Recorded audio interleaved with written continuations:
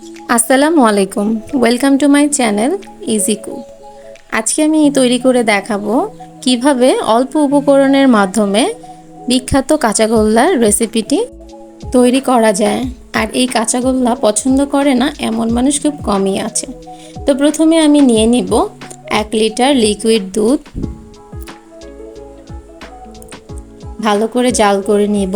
যখনই বলক চলে আসবে তখনই আমি এর মধ্যে দিয়ে দেব 3 টেবিল চামচ ভিনেগার। ভিনেগার দেওয়ার কিছুক্ষণের মধ্যেই দেখা যাবে ছানা জমে এসেছে। তো ভালোভাবে নাড়াচাড়ার পরে আমি এখন ছানা থেকে এক্সট্রা পানি ঝরিয়ে নিব একটি ছাঁকনি এবং একটি সুতির কাপড়ের মাধ্যমে।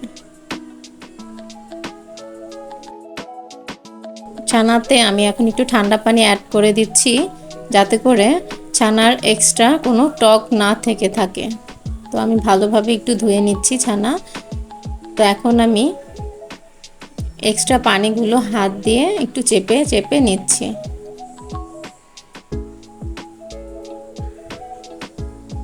তো ছানা তৈরি হয়ে গেছে। এখন আমি একটি পাত্রে নিয়ে নিব এবং অর্ধেক ভাগ করে নিব।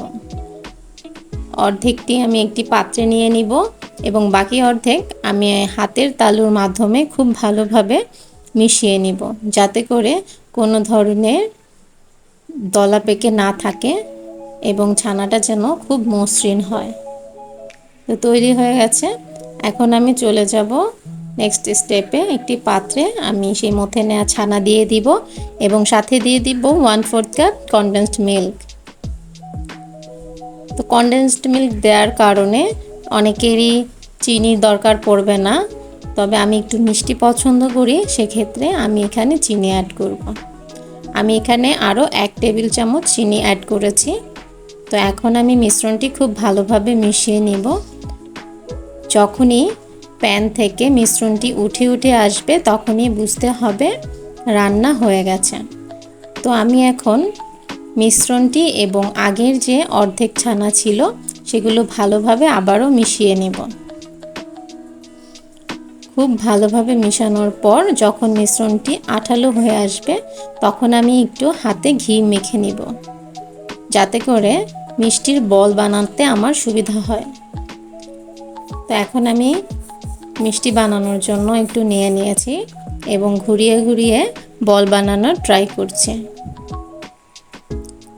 তো এভাবে বাকিগুলো আমি মিষ্টি বানিয়ে নিব।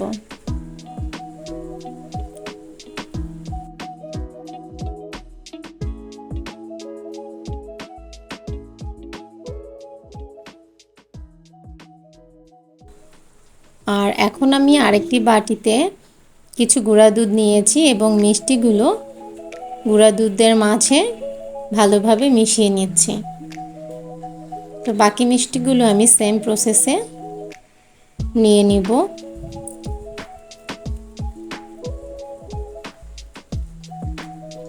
তো খুবই অল্প উপকরণের মাধ্যমে এবং খুবই দ্রুত এই মিষ্টি বানানো যায়।